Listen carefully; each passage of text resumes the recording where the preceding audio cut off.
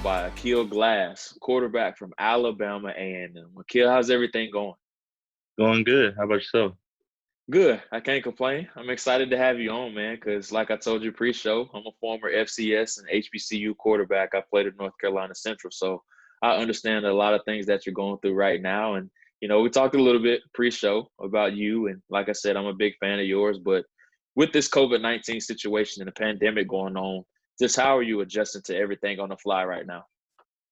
I'm trying my best just to stay in the best shape I can. I've been watching film every day, just trying to stay mentally sharp and as well as physically sharp, just to be ready for the season whenever I'm called back.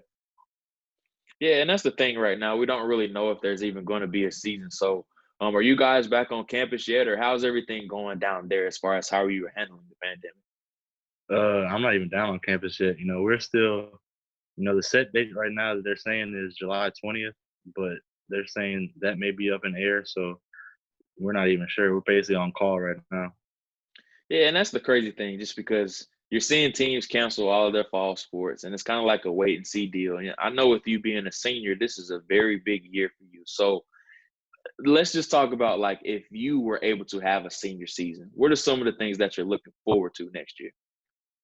I'm looking forward to all the big games that we have. We play UAB at UAB, and then we play Mississippi State close to the end of the season. So those are just two national games that I'll get to show what I'm made of and what I can do. So you guys go 7-5 last year in the SWAC East.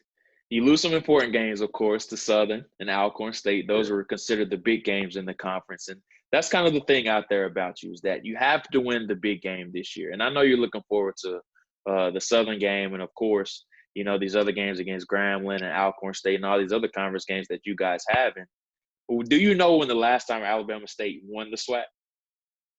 Uh, Alabama A&M, excuse me, won the SWAC. I want to say 2006. Yes, it was. It was 2006. That was a Yeah. trivia question for you. I was seeing if you knew that. So let's say you lead Alabama A&M to the SWAC title this year. What would that mean to you? It mean the world, just being able to end off on a high note. Each year that Coach Maynard's been here, we've been progressing, and we just keep taking those next steps to make it a championship program. So with Coach Connell Maynard, a guy that I actually had some experience with when I was a quarterback, I started out my career actually at Winston-Salem State when he was there. I was there briefly for one semester, one spring. So I had some experience with Connell Maynard, and he's really known as a quarterback developer. I think he's by far one of the best quarterback developers in all of the FCS ranks. The list speaks for itself, but I want to talk about a little bit of him off of the field. Does he still have that picture of him and Jamie Foxx on his desk? And he lets Yeah, everybody know that he was the stunt double. front and center. That was one of the first things he told us when he got introduced. He told us that he was an actor. He big time. Yeah, and that's one of the first things that he always says when he was the stunt double for Jamie Foxx in Any Given Sunday. He lets that be known. And also something else we used to do. I'm not sure if you guys do this. So every Thursday, we used to have a throwing competition of where whoever wins it wins the belt. Do you guys still have that going on? We still have it. This previous year, Coach Maynard hurt his shoulder a little bit, so he wasn't able to compete towards the end of the year. But, my sophomore season, he used to compete in every one, come out in different jersey, whether it be the Any Given Sunday one, whether it be one of the arena jerseys. He used to come out in different ones. He used to be ready, he's just a competitor. At any time he's ready to compete. That's the thing about Coach Maynard. He's the ultimate competitor. And whenever he won the belt, he just turned into Ric Flair. He just let out a loud woo every time. Every time. Every time. But it's good to see that he's still the same. And he's built a really nice program for you guys down there. And you're really seen as the leader of that. But like I said, 2006 is the last time Alabama A&M won the SWAC title. But I think this is the year for you guys to win that SWAC East title, going on to win the Celebration Bowl, just because the SWAC hasn't had a lot of representatives in the Celebration Bowl. So if you're able to lead this program to that illustrious Celebration Bowl and then actually win the game, just what would that mean to you? It'll be huge, not only for our team, our program, but like the conference, like you said, like it's been a minute since the SWAC won it. I don't even know if they have, but it seems as if like it's been A&T's show the past couple of years, but we got to bring it back to the SWAC. And I think, like you said, this is our year. Absolutely. And I hate to admit, so the only time the SWAC has won it, I actually was on staff at North Carolina Central. I was the running backs coach there. We played against Grambling, and that was the Grambling beat us. They beat us 9-10. I'll never forget that, man. Great game, though. Great team. Just a battle, absolute battle. But I want to talk about your career, of course, and I want to back up a little bit. So, how exactly did you get into the game of football? Uh, Growing up, my dad, he had played a little bit in high school. He was a walk-on in college, and then he had been coaching Little League. So I used to always go to practices with him. And by the time I was able to do it, so I think the age limit was like 6. So I used to be like 4 or 5 running around the park. And then when I was 6, I finally got signed up. And ever since then, it's just been my game. Absolutely. And we were talking a couple months ago about just your unique journey to Alabama A&M. So just shed a little bit of light on that. So after my junior season is when my recruiting started picking up. I got some programs just talking to me, and then actually Florida International had offered me. So I took a visit down there. I loved it. The coaching staff was amazing. So I committed. And then I want to say like the 3rd or 4th game of my senior season, they wiped the whole coaching staff clean, brought in a new coaching staff, and I met with the new coach, and he was basically saying that I could come. My scholarship would still be in place, but that they were looking for more of a dual threat guy. So it might not be the best for me to actually get in and play. So I was looking, in my mind, I was ready to graduate early and just find a place where I can actually play and get on the field as soon as possible. And then Alabama A&M came, and it was a perfect fit. And that's exactly what you did. You started off as a true freshman. You were in a huge training camp battle, and you end up persevering and coming out. So that's a lot of things that are out there about recruits now, is that they want to go somewhere where they can play early. And I know Alabama A&M wasn't initially a school that was on your radar, but you come in as a true freshman, you come in, you end up starting. So just what were some of the challenges that you faced as a freshman? Uh, just get adjusted into just the schedule of being a college student athlete. High school is a little different where practice is just every day after school, but in college it's really a business. Like, this is your life. You got film in the morning, you got weights during the day, and you got practice either in the afternoon or in the morning. So it's all day, every day. And just the speed of the game, yeah, it picked up a little bit, but me coming in early really helped. I got a spring under my belt before my first fall camp, so I think that helped a lot too. So coming in as a true freshman, getting a bulk of the playing time up until now to where you're a senior, assessing yourself now, what would you say is your biggest strength? And then what are some of the things that you've been working to improve or add to your game this offseason?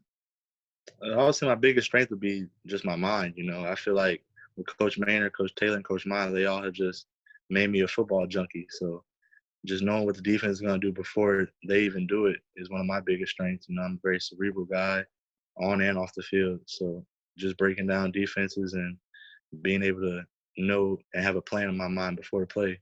But as far as what I need to work on, um, just overall speed. I've been trying to get a little better at it. It's never been really my strong suit, but just being able to make the first guy miss and then get 4 or 5 yards when I need to. Absolutely. And that's something that I really noticed about your game. I think you're really cerebral as far as, finding your check down when you need to, and then take some shots down the field when necessary. But I think the best part of your game is just the poise that you show throughout your game. You've had a bunch of comeback victories. You had a bunch of big time throws in crucial situations. And I actually was watching you the other day against Morehouse, where you had one of the most crucial throws down the backstretch. So just that type of poise and that type of control, how are you able to maintain and be yourself in those crucial moments? Uh, like you said, just be yourself. I'm a real calm, cool, and collected guy, whether it be in the weight room, playing video games, just lounging around. I just try to live my life even keel, not get too high, not get too low, and just, stay even. Just whatever comes, just find a plan and take it one play at a time. Definitely. That's really good stuff. So concerning video games, are you a guy that just plays video games, or are you actually good at video games? I would say it depends on who you ask. It depends on who I'm playing for real. I'm not the type of guy that's gonna play it all day, but if the guys are playing Madden 2K, I'll hop on one or twice. But Okay. There's some real gamers on the team. I wouldn't say I'm up there yet. I'm up there. I definitely appreciate the honesty. I'm not a video game player like that either myself. It's just so much going on with me. I just don't have time to play it anymore like I used to. Right. But I'm definitely a Madden over 2K guy. I definitely would say that. What about you? Uh, I don't know. It's kind of harder for me because Madden's got a few fake stuff. Like Yeah. you try, like safeties coming from across the field. I'd be like, all right, but I'll probably take 2K. I'm a little better at 2K right now. Nothing wrong with that at all, man. But I want to talk about just some of the challenges of playing at a HBCU. Like I said, I gave you my perspective pre-show of just some of the challenges that I had to face and some of the battles that I had to go through. But I've been out of the game since 2013, and you actually still being in the game now. What are just some of the challenges that you face playing and being the star quarterback in the HBCU? Um, Really, it's just about people trying to diminish their accomplishments because they say you're at HBCU, because they say it's lesser competition, but smaller conferences. But it's just the SWAC has great football, like out of all the FCS, and honestly, I think some of the best football in college football. Period. But um, as far as just being an HBCU quarterback, it's been great. But like I said, it's come with the challenges. A lot of doubters because of the level that we play at. But besides that, it's been all love. Just being on campus. It's one big family. I'll say that. That's good stuff. And then last question before I let you get out of here. So we're seeing a big wave now with the entire Black Lives Matter, people using their platform, student athletes across the country. But now we're starting to see a wave of these highly touted recruits, 4 or 5 star, even higher, really commit to these HBCUs and really start to garner interest of going there. You weren't really a highly touted recruit to say coming out, but seeing these 4 or 5 star kids start to really take interest in HBCU serious, just what's your overall thoughts on that? I think it's great. I think it's not only great for the culture, but great for these institutions. You know, this is these all these institutions were founded for us. So as African Americans, it's just great to see everybody just coming back to their roots and just putting the power in the players. And it's not always about the programs. People think that they have to go to Duke or have to go to Clemson or Alabama to get to the league. But if you're good, they're going to find you. So I think it's great, not only for just us as people, but it's great for these institutions as well. It's really good stuff. And I 110% agree with you there. There's just so much invested in historically Black colleges and universities. And a lot of people really don't know just because they've never had the experience of actually even going to a game or stepping foot on campus. But we both have the viewpoint and the perspective of exactly what goes into games, from the band to even smelling the food on Saturdays. There's just so Right. much that goes into HBCUs. That's just the culture of the entire event and the atmosphere. But like I said, I think it's just a refreshing experience to see all these recruits taking HBCU seriously, and I think it would be really good for the environment as well. But I just want to thank you today for joining me. It's a huge pleasure, and from me to you, I want to just wish you a very well season next year. Cross our fingers. Hopefully, you'll be able to have a senior year. I'm cheering for you. I'm a big fan of you. I think you're one of the top FCS quarterbacks in the country, and I know you'll go out and ball out once again. I believe it was 32 touchdowns last year.